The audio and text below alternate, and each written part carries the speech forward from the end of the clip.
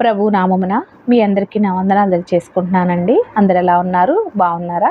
మీ అందరు బాగుండాలని మనస్ఫూర్తిగా కోరుకుంటున్నానండి. ఈరోజు దేవుని ఆశీర్వాదము చూద్దాము. 128వ కీర్తన 1-2 వచనాలు. యెహోవా యందు భయభక్తులు కలిగి ఆయన త్రోవల యందు నడుచు వారందరూ ధన్యులు. నిశ్చయముగా నీవు నీ చేతుల కష్టార్జితం అనుభవించెదవు. నీవు ధన్యుడవు, నీకు మేలు కలుగును.